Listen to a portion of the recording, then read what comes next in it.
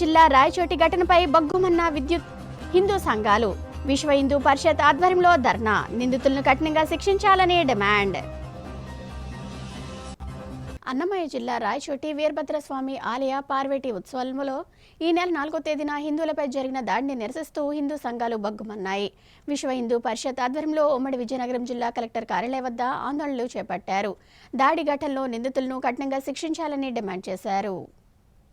విశ్వ హిందూ పరిషత్ ఆధ్వర్యంలో పార్వతీపురం మన్యం జిల్లా కలెక్టర్ కార్యాలయం ఎదుట రాయచోటి వీరభద్రస్వామి వారి ఉత్సవంలో హిందువులపై దాడిని, అక్రమ కేసులను వ్యతిరేకిస్తూ నిరసన కార్యక్రమం నిర్వహించారు. ఈ కార్యక్రమంలో సభ్యులు ద్వారపరెడ్డి శ్రీనివాసరావు మాట్లాడుతూ, గత వైసీపీ ప్రభుత్వంలో 194 దేవాలయాలపై దాడులు జరిగితే నేడు కూటమి ప్రభుత్వంలో కూడా హిందువులపై దాడులు జరుగుతున్నాయని ఆవేదన వ్యక్తం చేశారు. రాయచోటి ఘటనలో హిందువులపై కేసులు నమోదు చేసి లాఠీచార్జీ చేయడం పట్ల ప్రభుత్వం ఏమీ పట్టనట్లు వ్యవహరించడం దారుణం అన్నారు. సనాతన ధర్మంలో ఒకరినొకరు గౌరవించుకోవాలని, తమ మతాన్ని పూజిస్తూ పరమతాలను గౌరవించాలని ఉద్దేశ్యం ఉన్న ప్రజలను కేవలం కొన్ని రాజకీయ పార్టీలు వారి స్వలబ్ధి కోసం మతపరమైన విద్వేషాలను కావాలని రెచ్చగొడుతున్నారని ఆరోపించారు. అనంతరం కలెక్టర్ కార్యాలయంలో వినతిపత్రం అందజేశారు.